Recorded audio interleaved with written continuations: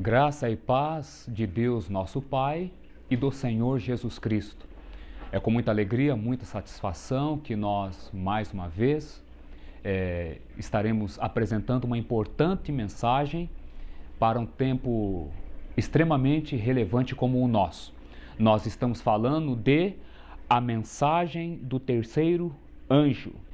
Antes de entrarmos propriamente dito dentro de algumas questões envolvendo a terceira mensagem angelical, nós vamos dar ênfase sobre a missão, o propósito final da proclamação destas mensagens. Missão. Aqui está a paciência dos santos, aqui estão os que guardam os mandamentos de Deus e a fé de Jesus. Apocalipse capítulo 14, verso 12. O resultado final da proclamação das três mensagens angelicais, ou a terceira mensagem angelical, é a manifestação ou a aparição de um seleto grupo de pessoas no cenário mundial. E o interessante é que o verso 12 do capítulo 14 de Apocalipse nos apresenta como sendo o quê? Uma classe de santos pacientes, tendo basicamente duas características fundamentais. Primeira, guardam os mandamentos de Deus e segunda, têm a fé de Jesus. Por que guardam os mandamentos de Deus? É simples. Como resultado da pregação da terceira mensagem angelical, essas pessoas passaram a entender o fator adoração apresentado na primeira mensagem angelical e a advertência apresentado na terceira, dando ênfase também na questão da adoração. E vieram a compreender quem é o Deus apresentado na primeira mensagem angelical. É o Deus criador dos céus e da terra, o Deus único conforme apresentado no primeiro mandamento da sua santa lei, que reza: não terás outros deuses diante de mim. Também passaram a compreender que, de acordo com o quarto mandamento desta lei, este mesmo Criador fez os céus e a terra em 6 dias e ao 7º dia descansou. Portanto, ele veio a abençoar e a santificar o 7º dia, ou seja, o sábado.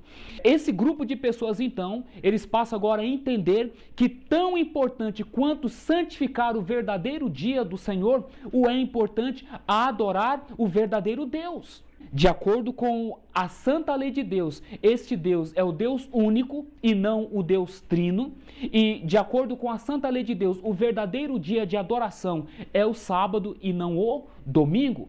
Mas, considerando mais profundamente essas questões, vai entrar o fator a fé de Jesus. É óbvio, nós somos salvos pela graça. Nós somos justificados pela fé, mas o resultado, a consequência natural daqueles que estão sendo salvos pelo poder de Deus é a obediência, é o cumprimento da lei. É por isso então que eles vão ter a fé de Jesus.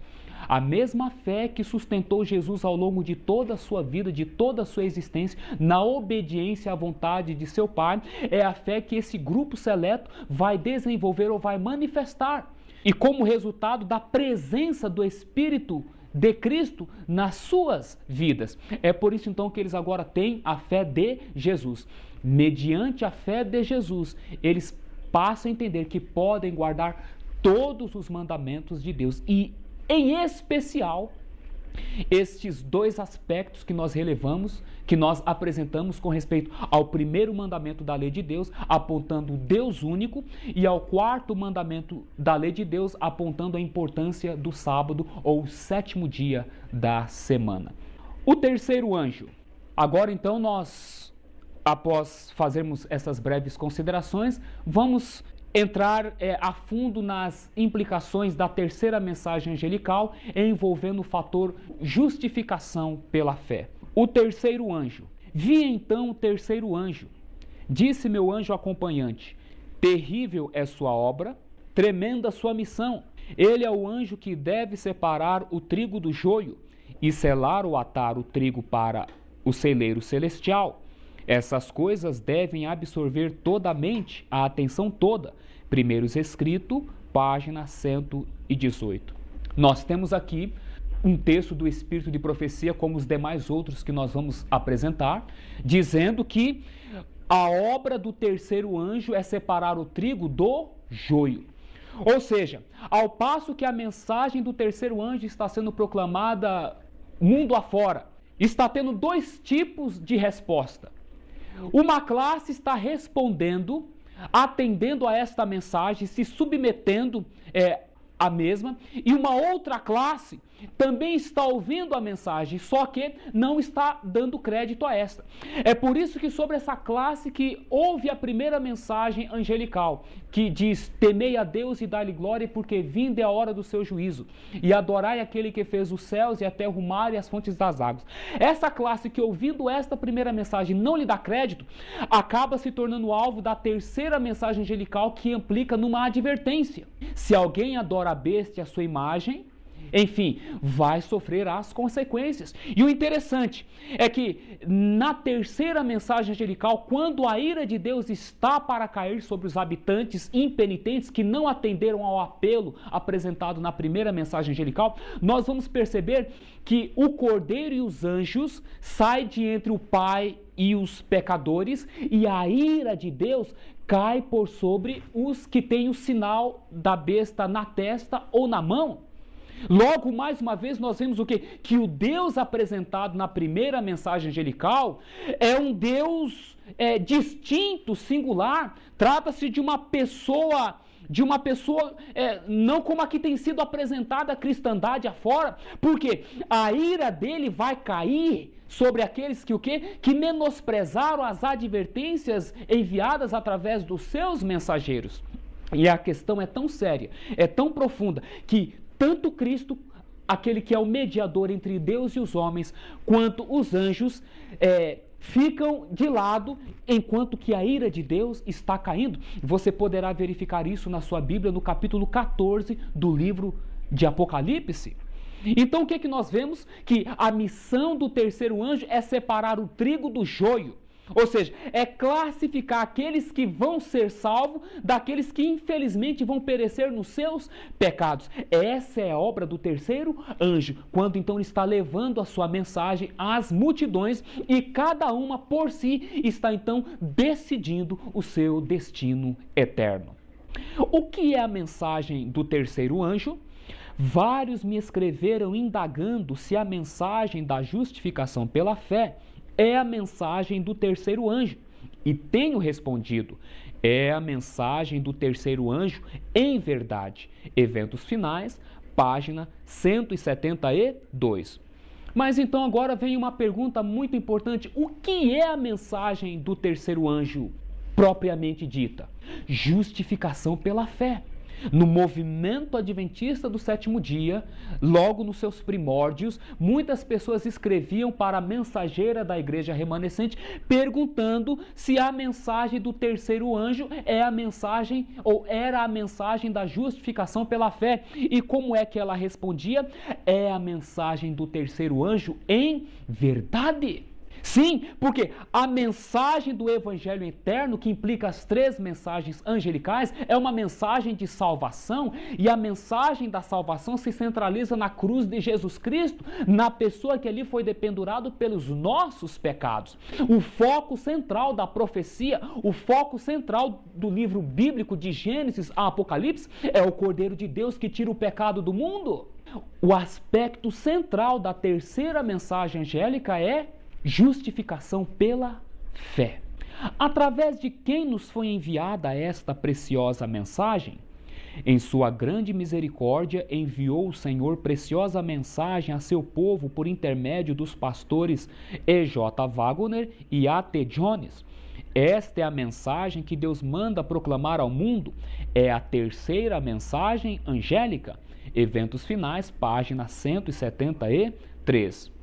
Nós vimos que a terceira mensagem angelical é a mensagem da justificação pela fé, e nós acabamos de ver aqui que esta mensagem chegou até nós através de dois mensageiros, os pastores Wagner e Jones.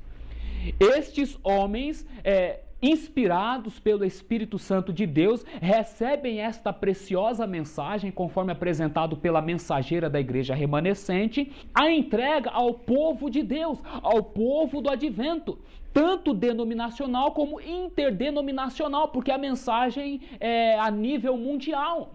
E o interessante, nós vamos ver a mensageira de Deus falando, esta é a mensagem que Deus manda proclamar ao mundo. Algumas perguntas. Você já ouviu falar desta mensagem envolvendo a justificação pela fé no contexto do terceiro anjo? Você tem ouvido ultimamente sobre estas questões na sua igreja? Se sim, esta mensagem tem sido proclamada ao mundo? Nós vamos perceber nos momentos que se seguem que esta mensagem, infelizmente, ela não tem sido compreendida e, consequentemente, ela tem sido furtada da humanidade. De repente, talvez aí esteja a razão de a nossa peregrinação no deserto deste mundo estar se alongando por demais. Será compreendida tal mensagem pela Igreja Adventista do Sétimo Dia? A mensagem do terceiro anjo não será compreendida, e a luz que iluminará a terra com sua glória será chamada de falsa luz pelos que se recusam a andar em sua glória progressiva. Eventos Finais, página 181. Interessante.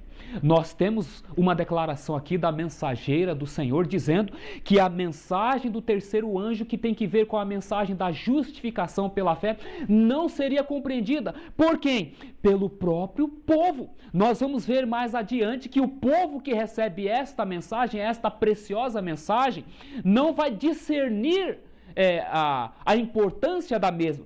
E qual vai ser o resultado? A mensagem cuja missão é iluminar a terra com a sua glória vai ser chamada de falsa luz. Tem você ouvido aí de uma mensagem que está sendo mal compreendida e consequentemente intitulada de heresia, de falsa luz, de mensagem demoníaca? Pois ultimamente tem sido ventilado nos arraiais adventistas adjetivos com respeito a esta mensagem. Muitos, por não se darem ao trabalho em investigá-la por si próprio, mas dando atenção àquilo que um ou outro tem dito, tem, sem se dar conta, desprezado a mensagem do céu. Ou seja, muitos estão repetindo a história do povo de Israel quando da aparição do primeiro advento de Cristo ao mundo. Dupla rejeição. Em 1888, na Conferência Geral realizada em Minneapolis, Minnesota, o anjo de Apocalipse 18 desceu para fazer sua obra e foi ridicularizado, criticado e rejeitado. E quando a mensagem que ele trouxer novamente, alargar-se no alto clamor, será novamente ridicularizada, criticada e rejeitada pela maioria. Ellen G. White, em Take Up Reproach, Some Story, History, Some Experience, Some Fact, página 1 por A.T. Jones, que em 1888, na Conferência Geral realizada em Minneapolis, Minnesota, o anjo de Apocalipse 18 desceu para fazer a sua obra. Mas qual foi o resultado? Ele foi ridicularizado, criticado e rejeitado pela maioria. E foi profetizado que quando ele voltasse novamente, a história seria diferente? Não. A história ia se repetir e está se repetindo diante dos nossos próprios olhos. Por que você está ouvindo esta mensagem através deste DVD na sala da sua casa ou no quarto ou quem sabe até mesmo na cozinha? Porque esta mensagem não pode mais ser pregada dos púlpitos da sua igreja. Esta mensagem tem sido desprezada. Esta mensagem tem sofrido terrível resistência. Deus ordena que esta mensagem seja proclamada. Ela será não somente proclamada à igreja, mas também o que? Através dos fiéis ao mundo. Foi o que nós lemos conforme na revelação anterior.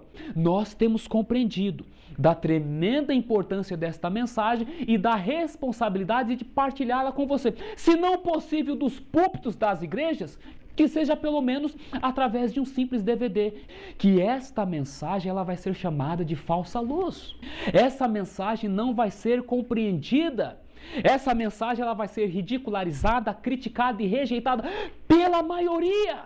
Percebe que a minoria, que são apenas uns poucos que estão dando lugar a esta mensagem? Percebe que dá para contar um ou outro nos demais distritos, nas mais variadas igrejas que está dando atenção a essa mensagem e compreendendo e tirando proveito da mesma?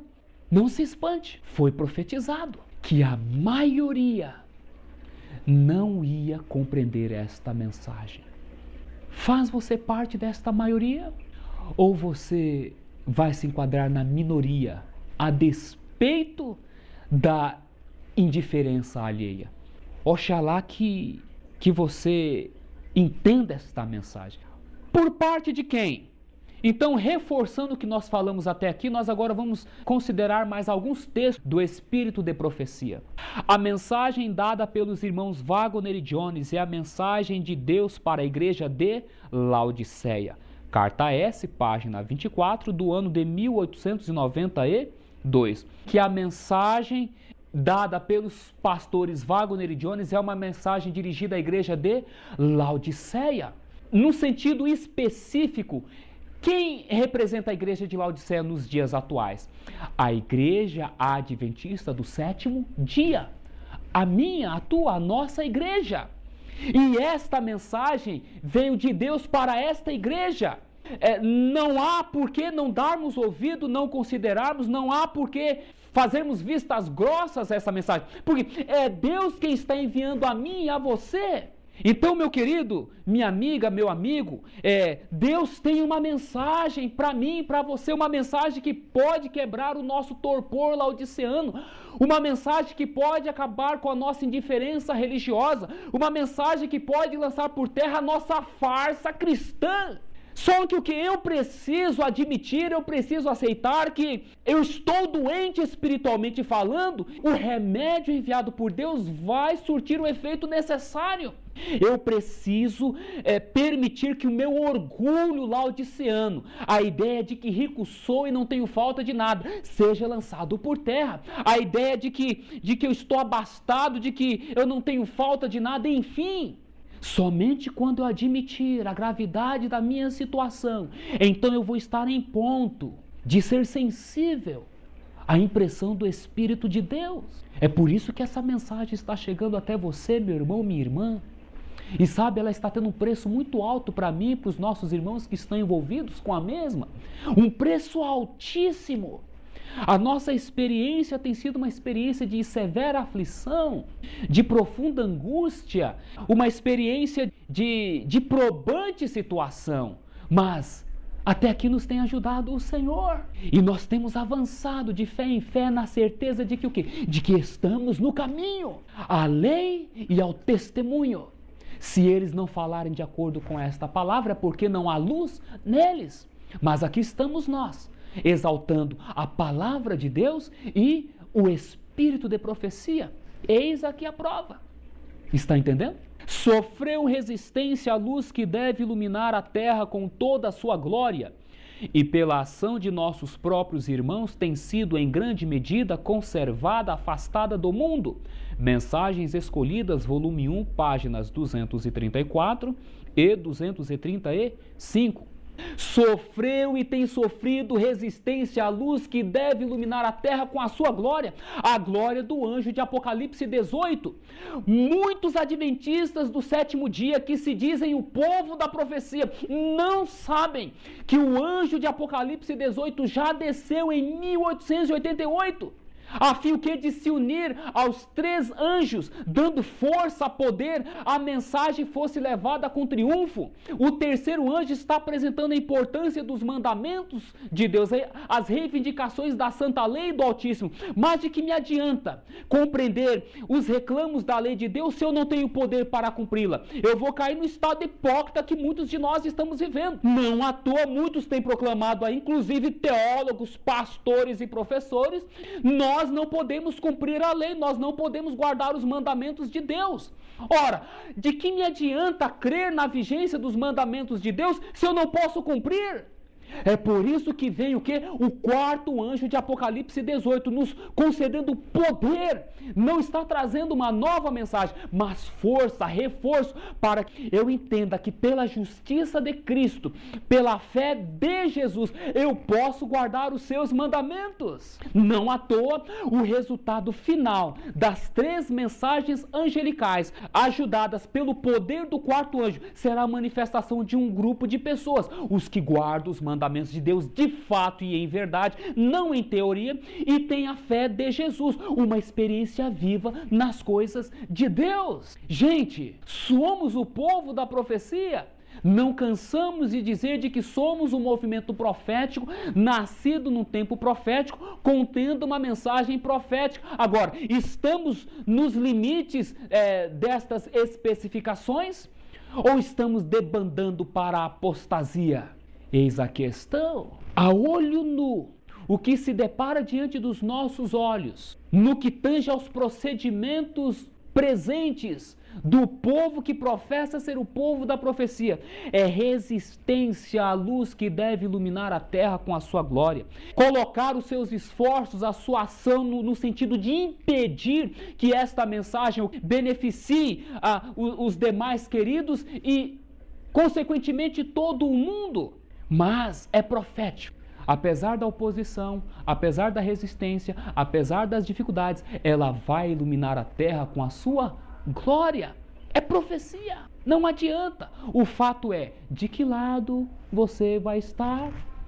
Em favor da profecia ou contra Cristo e sua justiça? Vamos agora considerar alguns aspectos mais profundos com respeito à mensagem da justificação pela fé. Eu acredito que depois que você entender tudo que envolve a verdadeira compreensão da justificação pela fé, que constitui-se no ponto central da mensagem do terceiro anjo, eu não duvido, a sua experiência cristã vai passar a ser uma nova experiência. Amém? Consideremos agora a mensagem de 1888 em si. Como dissemos, os sermões de Wagner em Minneapolis focalizavam Jesus Cristo. Ellen White, entusiástica e gratamente, sumariou-os como os incomparáveis encantos de Cristo. Os livros publicados antes e após a Assembleia. Um desses é apropriadamente intitulado Christ and His Heiligtausend, Cristo e sua justiça. O livro inteiro fala sobre Jesus. História do Adventismo, página 249. Nós temos aqui uma declaração do livro História do Adventismo. Nós temos este livro, escrito pelo Dr. Mervyn Maxwell, teólogo da nossa igreja, e na página 249, comentando o evento de Minneapolis, 1888, ele vem nos dizendo que Ellen White sumariou aquela mensagem como os incomparáveis encantos de Cristo, porque vinha tratando de um tema muito precioso com respeito à justiça pela fé, a justiça de Cristo. E o interessante, ele vai fazer uma abordagem com respeito a esta mensagem, considerando o livro Cristo e sua justiça, de autoria do pastor Wagner. Nós, com a graça de Deus, conseguimos publicar este livro, porque a denominação já não mais o publica.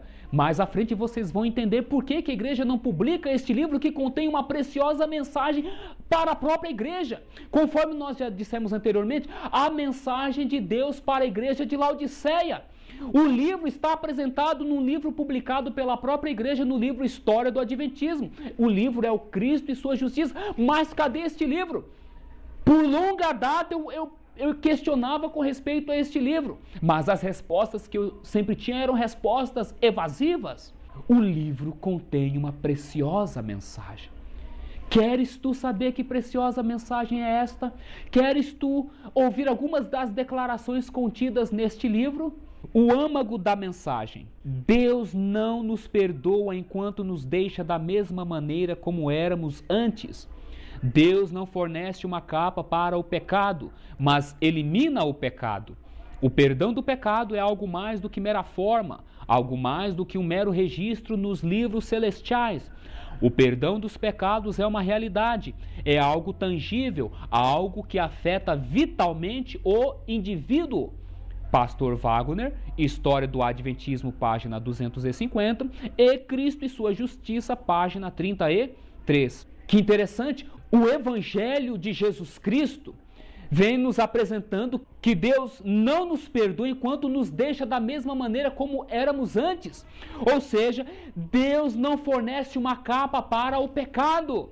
Quando Deus perdoa o meu e o seu pecado, Deus, de fato, faz com que nós venhamos a nos tornar uma nova criatura em Cristo Jesus. O perdão do pecado é mais do que mera forma, algo mais do que um mero registro nos livros celestiais. Não é simplesmente passar uma borracha nos registros de seus pecados no santuário celestial. Nós vamos ver mais adiante que quando Deus apaga os nossos pecados, isso significa que isso é uma consequência de algo que já não existe mais no meu, no teu, no nosso coração. Isto é o que? Perdão dos pecados, confissão dos pecados que tem que ver com o abandono desses, não uma confissão de pecado que tem que ver ainda com a manutenção, o acariciamento dos mesmos na vida ou no coração, entende? O perdão dos pecados é uma realidade, é algo tangível, algo que afeta vitalmente o indivíduo. Ou seja, quando Paulo declara, justificados pela fé, temos paz com Deus, significa que aquele pecado que perturbava o meu espírito, que aquele pecado que pesava na minha consciência, que aquele pecado que trazia angústia à minha alma, ele foi removido do meu coração, já não mais aflige a minha mente, a minha consciência, o meu coração. Eu tenho paz com Deus, o peso foi tirado de sobre minhas costas. Por quê? Houve confissão verdadeira e consequente abandono, apego à promessa divina, de que se nós confessarmos os nossos pecados, Ele é fiel e justo não só para nos perdoar estes pecados, mas também para nos purificar. Isso significa eliminá-los de nossa vida. Que mensagem é esta, gente, que apresenta uma justificação pela fé tão clara, tão ampla e tão profunda, que afeta vitalmente o meu íntimo, o meu ser? Justificação pela fé. Justificação pela fé é muito mais do que perdão. É também vitória sobre o pecado. Em sua humanidade, Cristo viveu uma vida justa e podeis ter o mesmo poder que ele teve se o desejardes. Prosseguiu Wagner. História do Adventismo, página 250. Percebem aí? Que justificação pela fé é muito mais do que perdão, é também vitória sobre o pecado. E o que é o pecado? O pecado é a transgressão da lei de Deus. O pecado não é natureza, conforme está sendo apresentado hoje pelos ministros da Igreja Adventista do sétimo dia. A única definição para pecado é encontrado nas Escrituras Sagradas. Nós vamos encontrar isso nos livros do Espírito de Profecia, Mensagens Escolhidas, Fé e Obras, enfim, o grande conflito. A única definição para pecado é que este é transgressão da lei de Deus. Pecado é algo que está fora de nós, não nós. Eu não sou pecado, a minha natureza não é pecado. Porque se a minha natureza é pecado, de acordo com o ditado popular, pau que nasce torto, morre torto, eu não tenho conserto. Logo então, o Evangelho de Jesus Cristo é uma farsa. Por quê? É impotente para o quê? Resolver o meu problema. O pecado. O pecado é a transgressão da lei de Deus. O poder do Evangelho se aposta da minha vida, me confere força para que eu possa resistir à tentação e, consequentemente, o quê? Não ceder, vindo a pecar. Que em sua humanidade Cristo viveu uma vida justa, uma vida reta, e nós podemos ter à nossa disposição o mesmo poder que o amparou, que o auxiliou. Ou seja, meus queridos, não à toa é por isso que as Escrituras nos dizem que Cristo é o nosso exemplo. Cristo não é somente o nosso substituto no que tange a questão do pecado. Cristo é o nosso exemplo. Cristo morreu como nosso substituto, mas viveu como nosso exemplo 33 anos. Será que foi por acaso? A vida de Cristo testifica que eu e você podemos viver a vida que Ele viveu. E tudo isso torna-se possível por quê? Porque ao final Ele morreu para nos livrar das consequências dos nossos pecados. O seu sangue nos perdoa e nos purifica dos nossos pecados. E quando nós ressurgimos para uma nova vida, nós ressurgimos revestidos da presença de Jesus Cristo. Para viver novamente em pecado? Não, para vivermos agora numa vida de justiça. É o que vai nos dizer os capítulos 6, 7 e 8 do livro de Romanos, o coração da mensagem da justificação pela fé, o livro de Romanos. Justiça em que carne? A morte não poderia ter qualquer poder sobre um homem sem pecado, como Adão foi no Éden. Cristo tomou sobre si a carne não de um ser inculpável, mas de um homem pecador. Isto é, que a carne que ele assumiu tinha todas as fraquezas e tendências pecaminosas a que a natureza humana caída está sujeita.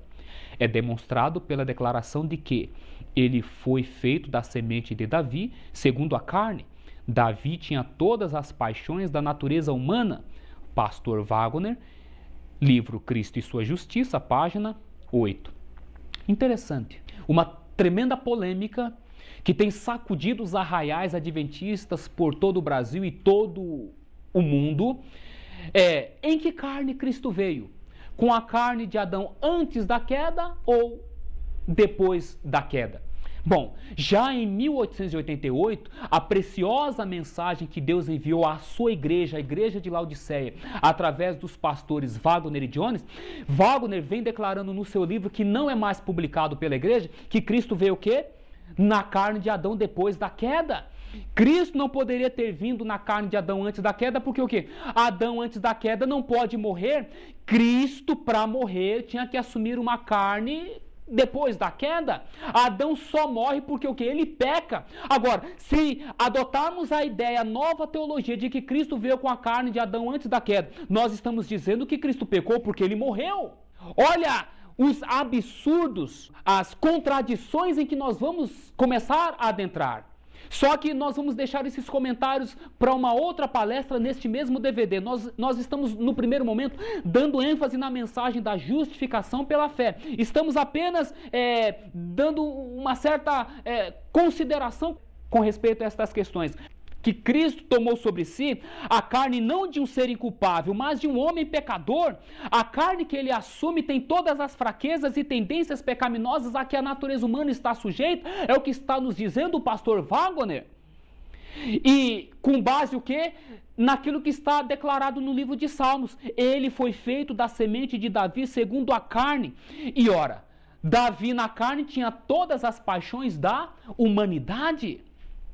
É o que nos declara o pastor Wagner, cuja mensagem foi o que? Amplamente difundida, promovida pela senhora White, a mensageira da igreja remanescente. Declarações bíblicas. Nem toda carne é uma mesma carne, mas uma é a carne dos homens, e outra a carne dos animais, e outra a dos peixes, e outra a das aves. 1 Coríntios capítulo 15, verso 39. Interessante. Tratando-se de carne, nem toda carne é uma mesma carne. Por quê? Paulo está deixando bem claro que uma é a carne do homem, outra é a carne do peixe, outra é a carne da ave e outra é a carne dos animais. Mas uma é a carne dos homens. Logo, em que carne Cristo veio? Existia uma outra carne que não a carne dos homens na face da terra? Só existe na face da terra, desde que Adão caiu, um tipo de carne, a carne pecaminosa. Agora, filosofia intelectual, dizendo que Cristo veio em carne, mas não veio na nossa carne, espera que veio ou não veio? A única carne conhecida pela humanidade e apresentada na palavra de Deus é a carne pecaminosa. E a única carne que Cristo pode ter assumido é a carne pecaminosa. E todo espírito que não confessa que Jesus Cristo veio em carne não é de Deus, mas este é o anticristo. 1 João capítulo 4, verso 3. Será que Deus sabia que num futuro não distante os homens iam negar a encarnação de Jesus? Deus inspirou o seu servo João, que o anticristo ia negar que Cristo veio em carne. Mas que carne mesmo? A carne que é a única que os homens têm, carne pecaminosa. Não confundamos carne pecaminosa com pecado, hein?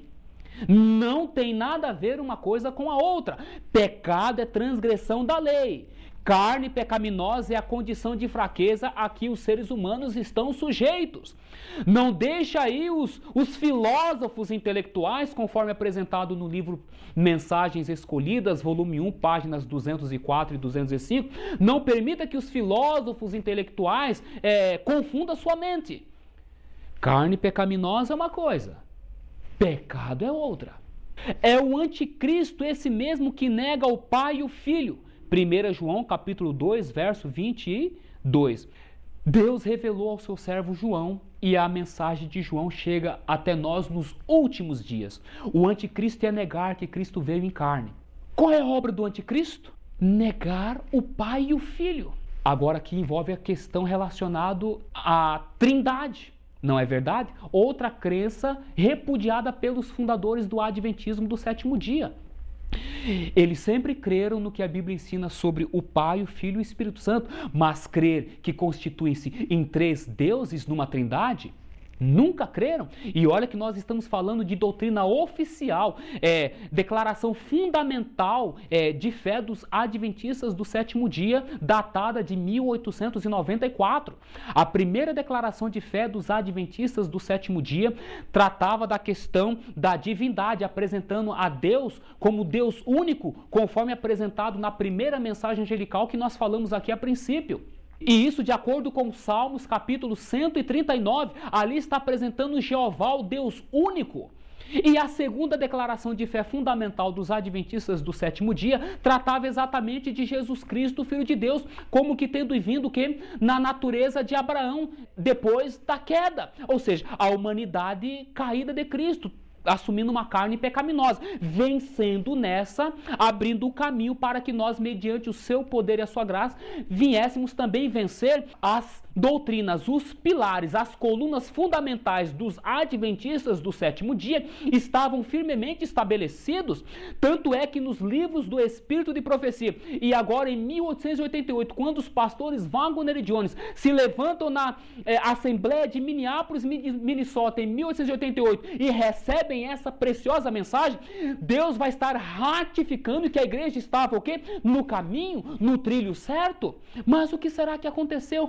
Porque a nova teologia está dizendo o contrário. Vamos continuar prosseguindo nas nossas considerações. E como diz Cristo, o conhecimento da verdade, e unicamente da verdade, é que vai poder nos libertar dos enganos que têm nos impedido de alcançar o propósito de Deus na nossa vida, abreviando assim a volta de Jesus. Carne humana. Então, vocês agora começam a entender porque o anticristo iria negar que Cristo veio em carne e, consequentemente, ia negar o Pai e o Filho, porque o quê? A dupla obra do anticristo ia envolver dois aspectos das doutrinas fundamentais da igreja adventista do sétimo dia. A primeira, que apresenta o Deus uno em lugar do Deus trino, e a segunda, que tem que ver com a carne humana de Cristo.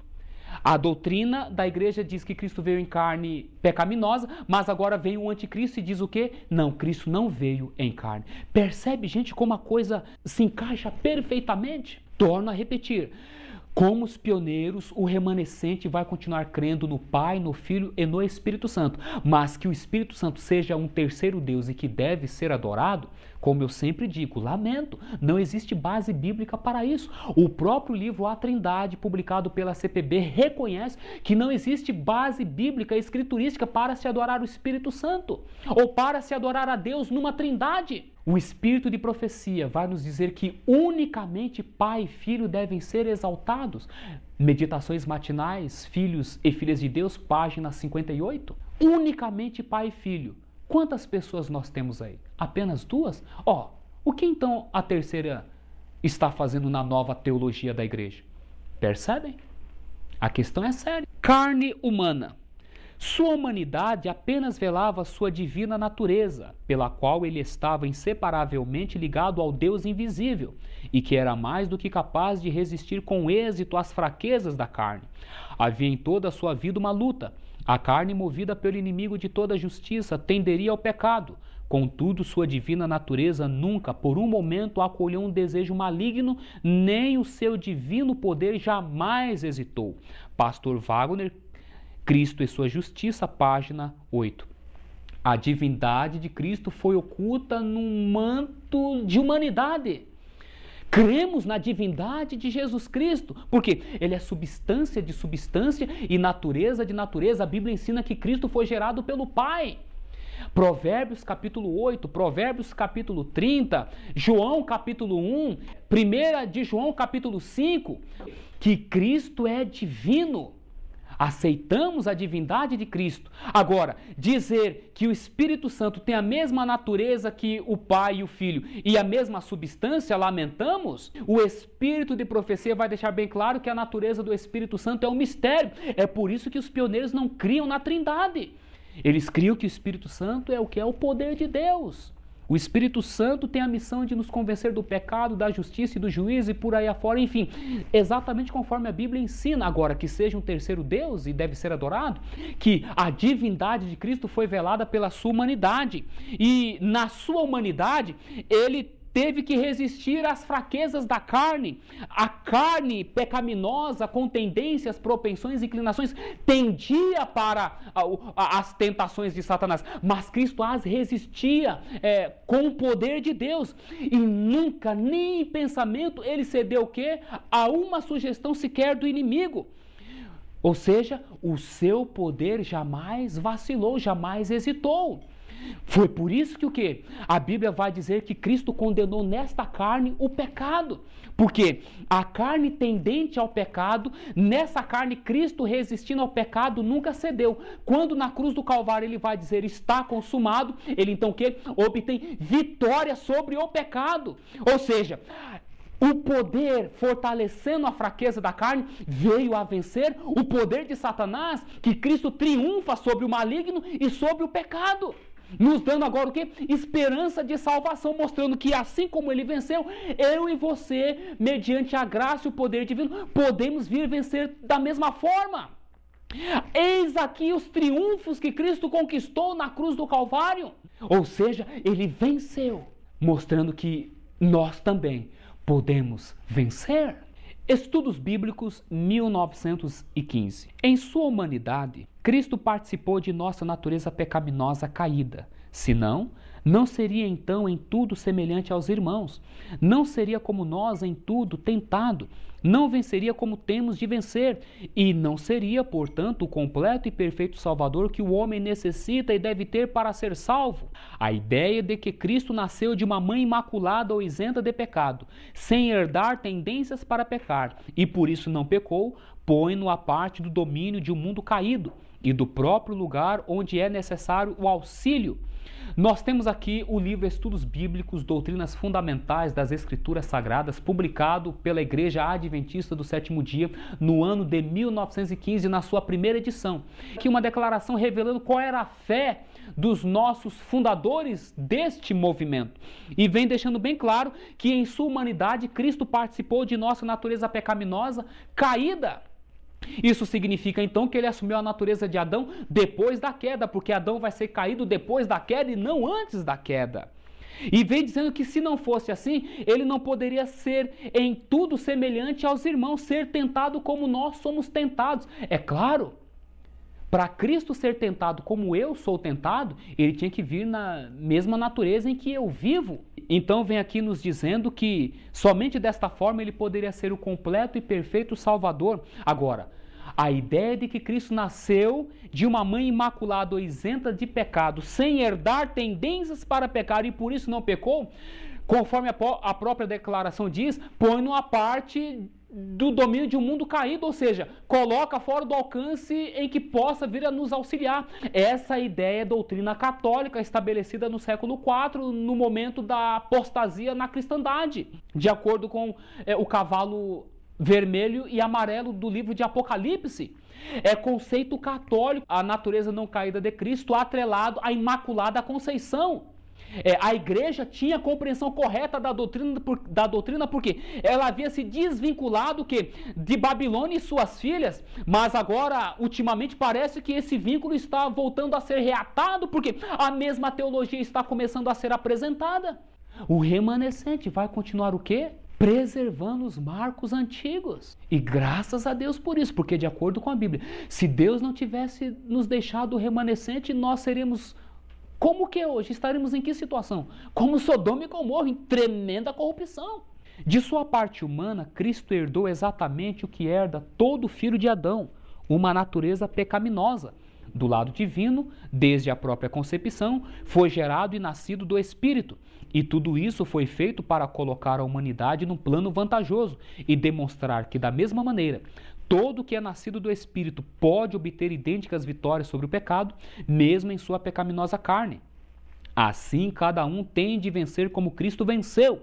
Apocalipse, capítulo 3, verso 21. Sem este nascimento, não pode haver vitória sobre a tentação, nem salvação do pecado. João, capítulo 3, versos 3 e 7. Estudos bíblicos, doutrinas fundamentais das Escrituras Sagradas, Casa Publicadora Brasileira, página 140, edição de 1987. Então, meus queridos, nós temos aqui claramente o que ensinava e ensinou por mais de 100 anos a nossa denominação, que Cristo, de sua parte humana, herdou exatamente o que herda todo filho de Adão após a queda, uma carne pecaminosa, uma natureza caída. Agora, é claro, do lado divino, ele foi gerado e nascido do Espírito Santo. Assim como ele nasceu do Espírito Santo e numa carne pecaminosa resistiu e venceu o pecado, ao eu e você, ao sermos nascidos do Espírito de Deus, ou seja, o divino unindo-se ao humano, passamos a ter poder também para vencermos o pecado numa carne pecaminosa. Está claro a lição, gente. O plano da redenção está esclarecido. Tal como foi com Cristo, é comigo, é contigo, é com cada um de nós. Compreendendo isso, poxa, estamos no caminho para a vitória. E temos de vencer como ele venceu. É o próprio Cristo que fala em Apocalipse, no capítulo 3, verso 21. Ao que vencer como eu venci. Como foi que Cristo venceu? Da mesma maneira que eu e você podemos. Divindade unida à humanidade pode obter vitória. Pode vencer. Sem este nascimento não pode haver vitória sobre a tentação e nem salvação do pecado. Mais claro do que isso, o erro, o engano é pingo a pingo, gota a gota.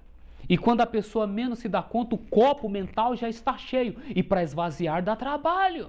Então, de repente, eu nem me admiro se alguns aí, ao ouvir essa mensagem, ainda assim estão tendo dificuldade em entendê-la. Meu querido, é o poder de Deus, é um milagre. Agora, devemos continuar nos voltando para a palavra da verdade.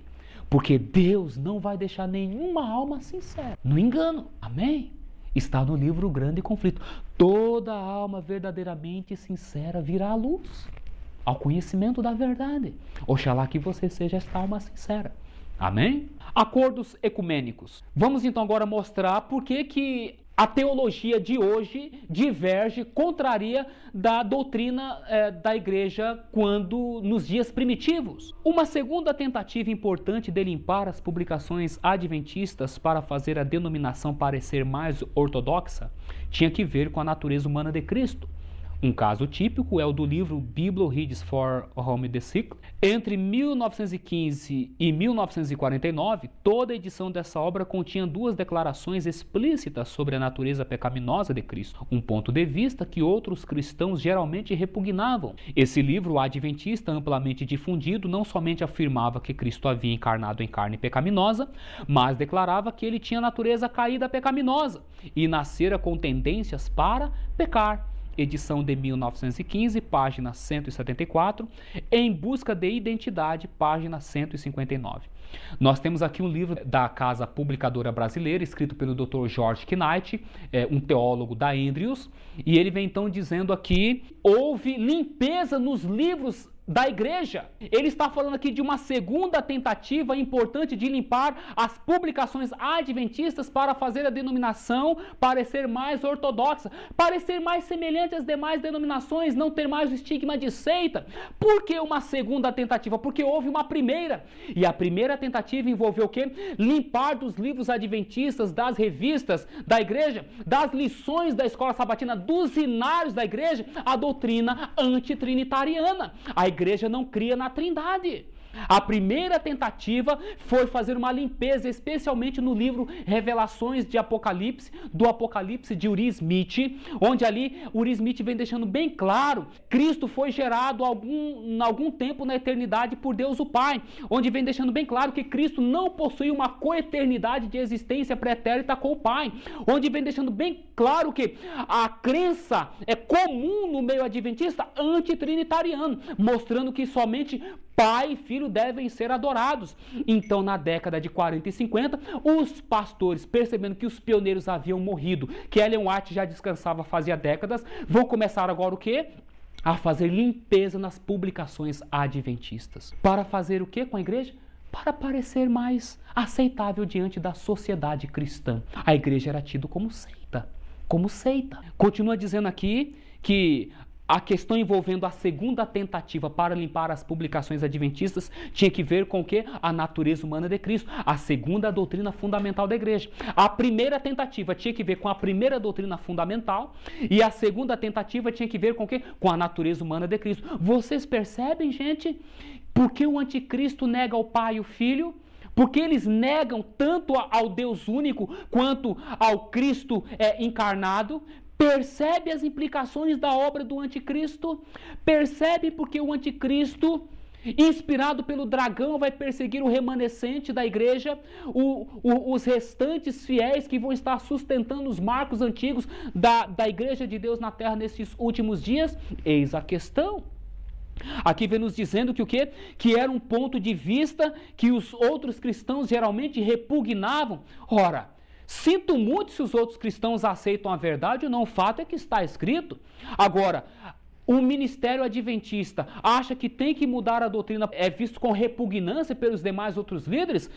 Problema? Se fosse então, vamos ter de mudar a doutrina do sábado? A cristandade tem repugnância com respeito à doutrina do quarto mandamento da lei de Deus? Estão entendendo, gente? Se eles mudaram a doutrina do Deus único apresentado na primeira mensagem angelical e na primeira doutrina fundamental da igreja, se eles mudaram a segunda doutrina que tem que ver com a natureza humana caída de Cristo, será que nós estamos em caminho de começar a ver mudanças aí com respeito ao quarto mandamento da lei de Deus, o sábado?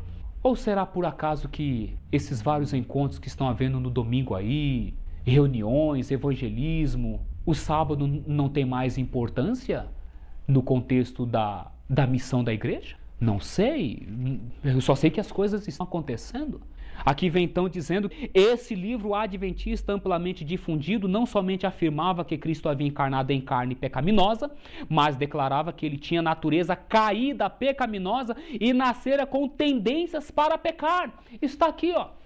Foram limpadas essas declarações deste livro da igreja. Hoje você vai lá nos céus e está lá o livro Estudos Bíblicos. Mas quando você vai procurar esse capítulo aí, ó, você não vai mais encontrar esses textos. Porque na década de 40 e 50 eles fizeram uma limpeza. Ou seja, tiraram essas declarações e então mudaram a doutrina da igreja.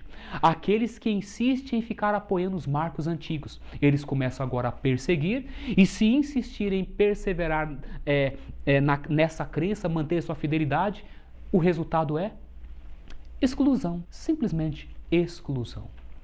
Mas ao excluir os servos e as servas de Deus dos livros de registros da igreja, sabe qual é o risco que eles estão correndo? De terem os seus próprios nomes excluídos dos livros do céu. Gente, foi profetizado pela mensageira que muitos nomes seriam excluídos dos livros da igreja sem fundamento. A profecia está se cumprindo. Perdão e poder. Nesse relacionamento com Jesus, há não somente perdão, mas também poder para vencer. Ouvimos desculpas, observou ela em seu sermão. As pessoas dizem, eu não posso superar isso ou aquilo. O que quereis dizer por isso ou aquilo? Perguntou ela. Estareis dando a entender que foi um sacrifício imperfeito que foi feito pela raça caída sobre o Calvário? Que não há graça suficiente e poder à nossa disposição para que possamos nos afastar de nossos defeitos e tendências naturais? Ellen White, História do Adventismo, página 252. Está aqui, gente, nós podemos vencer o pecado como Cristo venceu, sim! Porque a mensageira está dizendo que o quê? Que nesse relacionamento com Jesus Cristo há não somente perdão, mas poder para vencer.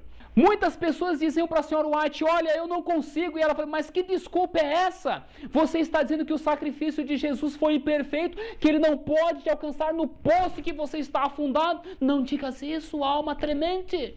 Creias que o poder de Cristo pode te alcançar onde você está.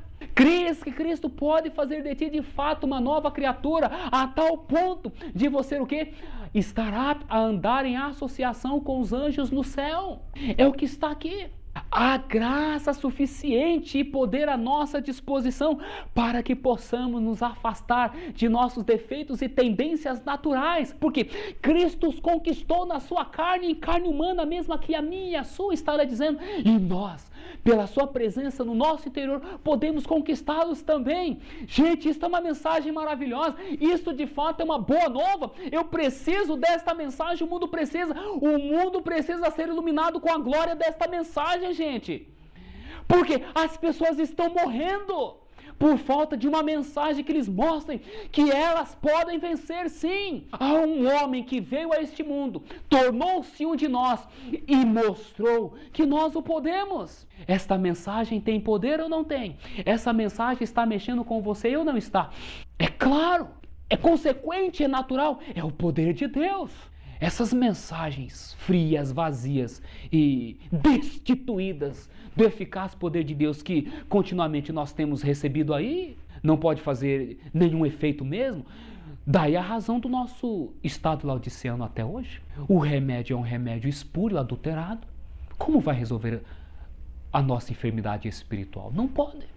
Purificação do santuário. O santuário mesmo não podia ser purificado antes que o fossem cada um dos seus adoradores. O santuário não podia ser purificado enquanto se continuasse introduzindo nele uma torrente de iniquidades, transgressões e pecados, mediante a confissão do povo. E esta torrente deve ser detida em sua fonte, nos corações e vida dos adoradores, antes que o santuário possa ser purificado.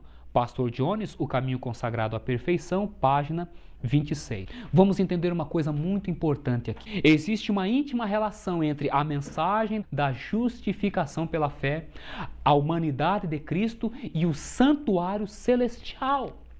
Sim, porque esses três estão entrelaçados. A compreensão de um depende da correta compreensão do outro. E aqui o pastor Jones, parceiro do pastor Wagner, vem nos dizendo que o santuário celestial não pode ser purificado enquanto o povo de Deus na face da terra venha a entender de que eles podem ser purificados de seus pecados no santuário da alma.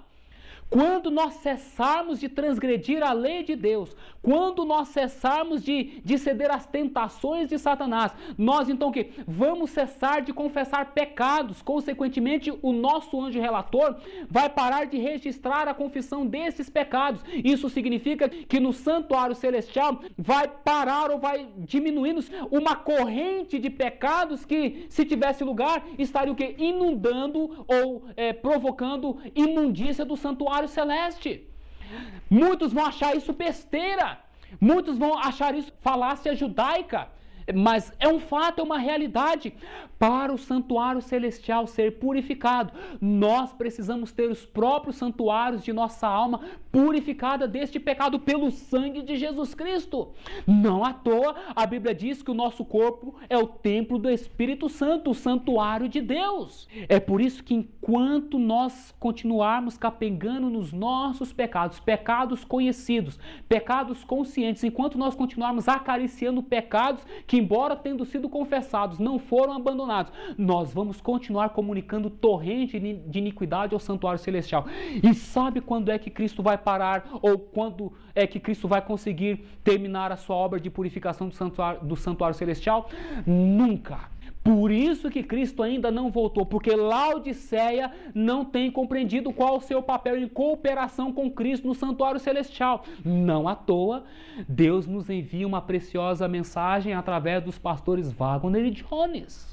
Você deve estar espantado, mas eu nunca ouvi esta mensagem, nunca sequer ouvi falar dos pastores Wagner e Jones, e quando ouvi falar foi só do lado negativo. Sabe por quê? Obreiros Evangélicos, está escrito que se essa mensagem for compreendida pelo povo, o poder de Satanás está despedaçado. Agora, você acha que Satanás está de braço cruzado? Você acha que ele não vai dar um jeito de impedir que essa mensagem chegue até você? Mas maior é Deus, amém? Olha a mensagem chegando. Não chegou por um lado, chegou por outro. O fato é que Deus tem mais poder do que Satanás. Textos bíblicos. Visto que temos um grande sumo sacerdote, Jesus, Filho de Deus, que penetrou nos céus, retenhamos firmemente a nossa confissão, porque não temos um sacerdote que não possa compadecer-se das nossas fraquezas, porém, um que como nós, em tudo foi tentado, mas sem pecado. Cheguemos, pois, com confiança ao trono da graça, para que possamos alcançar misericórdia e achar graça, a fim de sermos ajudados em tempo oportuno. Hebreus capítulo 4, versos 14 ao 16.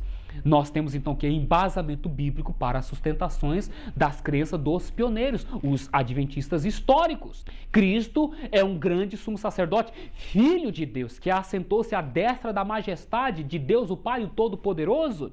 Ele penetrou nos céus, no santuário celestial. Há um santuário no céu. O céu não é um santuário.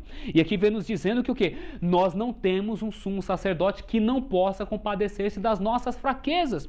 Mas nós temos o quê? Um que como nós, como eu, como você, em tudo foi tentado, mas sem pecado. Apesar de ser tentado na carne humana, jamais cedeu, venceu.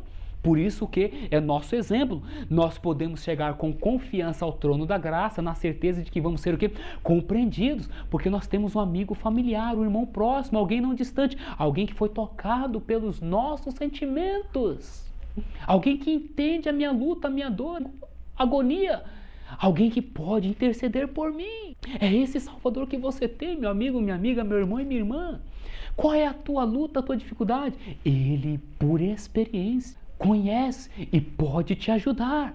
Nós não precisamos da intercessão ou da mediação dos santos, que fez com que o ministério expiatório de Cristo fosse lançado por terra. Não, nós temos um mediador entre Deus e os homens, Jesus Cristo, o homem. Olha a verdade bíblica aí, gente, sendo restaurada. Alguém que pode nos entender. Um eficaz sumo sacerdote. Se nos ensina, pois, claramente que o serviço de nosso grande sumo sacerdote na purificação do verdadeiro santuário deve ser precedido pela purificação de cada um dos crentes. A purificação de um dos que participam neste serviço do verdadeiro sumo sacerdote e verdadeiro santuário. É imprescindível que se acabe a prevaricação, que se definha o pecado e se traga a justiça eterna na experiência de todo crente em Jesus, antes que se possa cumprir a purificação do verdadeiro santuário. Pastor Jones, O Caminho Consagrado à Perfeição, página 27. Por que Jesus ainda não voltou? Porque a sua obra expiatória ainda não cessou. E por que ainda não cessou? Porque, infelizmente, Laodiceia continua patinando sobre os mesmos pecados, comunicando uma torrente de iniquidade, poluindo o santuário celestial. E Cristo está desejoso que o seu povo entenda esta mensagem. Sabe o que nos diz o livro Parábolas de Jesus, na página 69? Cristo aguarda com fremente desejo a manifestação de si mesmo em sua igreja, e quando isso acontecer, virá para buscá-la. O que é a manifestação de si mesmo em sua igreja, ou seja, de Cristo? É a imagem de Cristo restaurada em nós, vitória sobre o pecado. É isso que vai fazer com que nós recebamos o selo do Deus vivo. Por quê? O selo de Deus não vai ser aplicado em nenhuma vida que tenha uma nódoa ou mácula de pecado. Somente os que vencem o mundo, a carne, o diabo é que vão ser os agraciados, que hão de receber o selo do Deus vivo, ou seja, vitória sobre o pecado. Esta é a mensagem, gente, é a verdade presente, mas infelizmente, atualmente, ela tem sido deturpada, ofuscada e, consequentemente, não tem alcançado o seu propósito final, que é o de preparar um povo que subsista no dia do Senhor. Santuários da alma. Ellen White falou de Cristo e sua obra no santuário celestial, fazendo expiação por nós. Enquanto ele está purificando o santuário celestial, disse ela, deveríamos purificar nossos próprios santuários da alma, entrando no santuário celestial com ele, confessando nossos pecados e apegando-nos a seu braço pela fé. História do Adventismo, página 252. A purificação do santuário celestial tem uma relação com a purificação do santuário de nossa alma. Ficou bem claro o que nós acabamos de ler. A purificação do santuário celestial só terá lugar quando a purificação do santuário da minha alma for purificado. E isso mediante o quê? A fé no poder de Jesus, tanto para perdoar quanto para purificar. Vão dizer que isso é perfeccionismo, lamento. Perfeccionismo não tem nada a ver com perfeição. Nós estamos aqui pregando a perfeição. A Bíblia ensina que nós podemos alcançar a perfeição. Nós devemos ser o quê? Perfeitos, sermos perfeitamente semelhantes a Jesus. A Bíblia ensina isso. Agora, perfeccionismo é uma deturpação que aplicaram a essa mensagem a fim de desviar as pessoas o quê? Da palavra de Deus, de um assim diz o Senhor. Não estamos defendendo perfeccionismo, estamos defendendo perfeição. Nós podemos vencer como Jesus venceu. Amém? Conclusão. Nas igrejas adventistas do sétimo dia, deverá haver admirável manifestação do poder de Deus, mas ela não influirá sobre os que não se têm humilhado diante do Senhor, abrindo a porta do coração pela confissão e arrependimento. Na manifestação desse poder que ilumina a terra com a glória de Deus, eles só verão alguma coisa que em sua cegueira consideram perigosa, alguma coisa que despertará os seus receios e se disporão a resistir-lhe. Visto que o Senhor não age de acordo com as suas ideias e expectativas, eles combaterão a obra. Por quê? Dizem eles, não reconheceríamos o Espírito de Deus se temos estado na obra por tantos anos? Eventos finais, página 180. Nós temos aqui uma profecia com respeito à igreja adventista do sétimo dia, dizendo que na manifestação desse poder que desce do céu e ilumina a terra com a sua glória, vem nos dizendo que o quê? Que essa mensagem seria considerada perigosa. Quem é este poder que desce do céu e ilumina a terra com a sua glória? O anjo de Apocalipse 18, a terceira mensagem angelical, mensagem da justificação pela fé. E o interessante é que o quê? Na cegueira, estes homens iam considerar esta mensagem perigosa, alguma coisa que ia despertar os seus receios e se disporiam a resistir. Será que esta profecia está se cumprindo diante dos nossos olhos? Está literalmente, gente. Porque aqui vem nos dizendo que eles combateriam a obra. E estão combatendo, não estão mais publicando os livros de Wagner e Jones, mudaram a doutrina com respeito à humanidade de Cristo, com respeito à justificação pela fé, com respeito à vitória sobre o pecado, com respeito à questão do ministério intercessório de Cristo no santuário celestial. E hoje estão perseguindo, expulsando, oprimindo os irmãos que estão o quê? Sendo fiéis a esta mensagem. O texto vai nos dizer, porque, dizem eles, não reconheceríamos o Espírito de Deus se temos estado na obra por tantos anos. Na cegueira eles iriam dizer, nós estamos na obra há muitos anos, nós somos os líderes, nós somos os ministros, nós sabemos da mensagem. Mas o que? Na verdade estariam na cegueira, ao ponto de dizerem, ora, por que nós não iríamos reconhecer essa mensagem se nós estamos na obra por tantos anos? Mas o fato é que o quê? Que eles estariam em cegueira, não discerniriam a luz e o quê? Ia chamá-la de falsa luz. Ou seja, meus queridos, no livro Eventos Finais, na página 180, nós temos o cumprimento de uma profecia que está ocorrendo nos nossos próprios dias, ou seja, diante dos nossos olhos. Está você atento a isso que está ocorrendo? Está você percebendo isso na sua igreja? Se você ainda não viver essa experiência, comece a crer e a defender essa mensagem para ver se você não vai ver isso se cumprir na sua própria igreja. Comece! E você vai ver que o quê? Que esta profecia, de fato, ela já vem tendo lugar e a tendência, à medida que o tempo avançar, é cada vez mais o seu cumprimento vir a ser mais abrangente. Um pequeno grupo. Vi um pequeno grupo viajando por um caminho estreito. Todos pareciam estar firmemente unidos, ligados pela verdade em companhia ou grupo. Disse o anjo. O terceiro anjo está unindo-os, ou selando-os em grupos para o celeiro celestial. Primeiros Escritos, página 88. De fato, o que é o remanescente? O remanescente é uma sobra no meio de uma grande apostasia. E a mensageira do Senhor viu em visão um pequeno grupo que estava viajando por um caminho estreito. E o interessante, eles estavam firmemente unidos, ligados pela verdade em companhia ou grupo. E o anjo disse o quê? O terceiro anjo, ou seja, a mensagem da justificação pela fé, a verdadeira mensagem sobre a justiça de Cristo, está unindo-os ou selando-os em grupos para o celeiro celestial. É por isso que muitos dos irmãos que estão sendo expulsos de suas respectivas igrejas estão se reunindo em grupos, ou em casas, ou em lugares afastados, em meio à natureza, porque a profecia tem que se cumprir. Enquanto uma parte cumpre-se dentro da igreja, o resultado, a consequência, mostra-se cumprindo agora fora da igreja.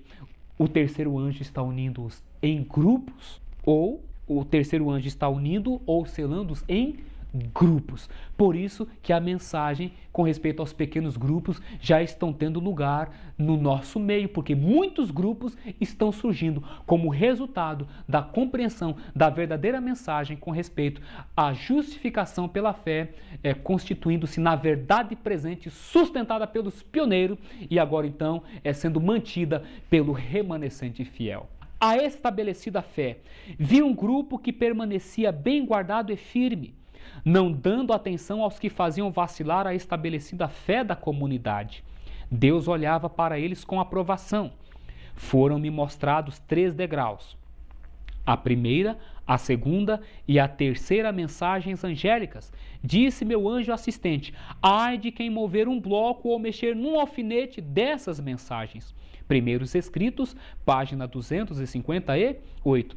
Mais uma vez nós temos aqui um grupo e vem nos dizendo que eles não davam atenção aos que estavam fazendo vacilar a estabelecida fé da comunidade. Que comunidade? Dos adventistas históricos, daqueles que estão sustentando a fé dos pioneiros. Vem nos dizendo que Deus estava olhando, ou Deus olha para eles com aprovação, porque eles estão preservando a doutrina conforme estabelecida nos últimos 50 anos do ministério adventista, quando da sua origem. Foi mostrado a Sr. White os 3 degraus, ou seja, a primeira, a segunda e a terceira mensagem angelical. E o anjo dela disse o quê? Ai de quem mexer num bloco ou num alfinete com respeito a essas mensagens. Será que andaram mexendo?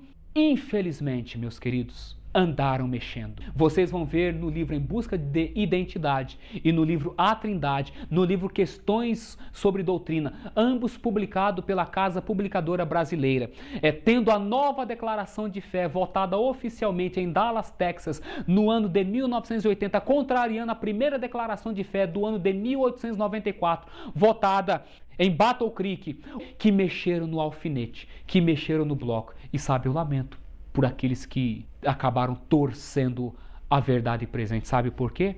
Porque foi um anjo quem declarou isso.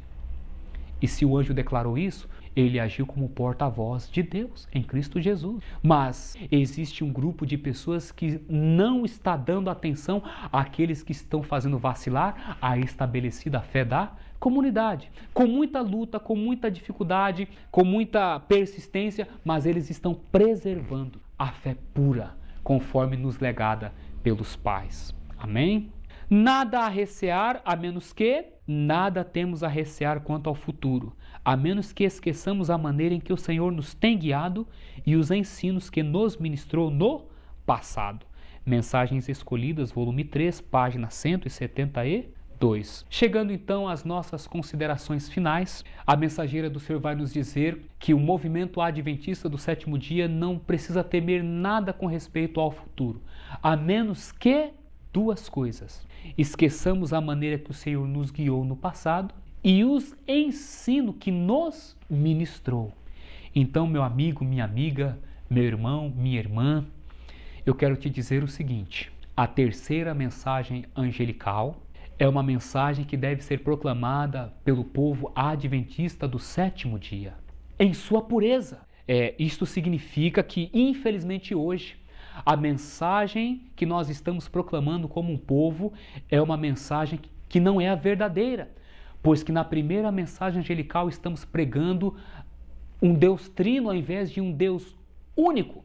Pois que na terceira mensagem angelical estamos desatendendo ao conselho de Deus que nos aponta a adoração somente ao Pai e ao Filho, e agora então a igreja está ensinando os membros a adorar a 3 conforme os inários adventistas hoje asseveram, não está se mais pregando que podemos vencer o pecado como Cristo venceu, porque estão se dizendo que Cristo foi tentado de uma forma diferente que a mim e a ti. A mensagem da justificação pela fé está sendo distorcida e, consequentemente, a doutrina do santuário celestial está sendo lançado por terra. E daí então a razão porque Cristo ainda não terminou a purificação do santuário celestial. O seu povo, infelizmente, não tem compreendido a sua parte em cooperação com Cristo no santuário celestial. Então vocês começam a entender que o que de fato nós agora passamos a ter-nos com que se preocupar, sim, porque infelizmente nos esquecemos dos ensinos que foram ministrados no passado. Deus enviou esta preciosa mensagem em 1888, esta mensagem é enviada através dos pastores Wagner e Jones, mas uma vez que começa-se a esquecer os pastores Wagner e Jones com sua mensagem, a deixar-se de lado esta preciosa mensagem, esquecemos ou não dos ensinos passados? É claro que esquecemos! Mas esta mensagem, ela visa chegar até você e fazer com que você passe a entender que Deus tem uma mensagem preciosa a você, que Deus tem uma mensagem preciosa à sua igreja. Corporativamente falando, esta mensagem não vai vir mais à igreja de Deus. O clero, o ministério rejeitou, mas Deus tem seus membros ali na igreja local que às vezes não conhecem essa mensagem. É por isso então que ela chega a você agora individualmente. O que diz a Bíblia? Eis que estou à porta, Ou seja, Cristo agora está se dirigindo individualmente aos membros individuais da igreja e está trazendo a sua mensagem, o conselho da testemunha verdadeira. Se Laodiceia não for rebelde, se Laodiceia for humilde e aceitar o diagnóstico que Cristo faz da mesma, de que seu estado é deplorável, de que precisas urgentemente de um remédio, e ao Cristo apresentar este remédio, esta pessoa aceitar este remédio, pode ter absoluta certeza, a cura virá à sua alma. Amém? Deseja ser curado? Deseja sair deste torpor laodiceano? Desejas receber a justiça de Cristo que se manifesta na obediência a todos os mandamentos de Deus? Oxalá que esse possa ser o seu desejo, a sua vontade, o seu propósito. Possas ter absoluta certeza de que poderá ser um forte candidato a estar dentre os 144 mil e ser então trasladado por ocasião da volta de Jesus, quando ele então vir para buscar os seus fiéis. Que esta mensagem ela possa encontrar lugar no seu coração e através de você, no coração de tantos quanto possível. Esse é o nosso desejo, a nossa oração, em nome do Senhor Jesus. Amém e graças a Deus.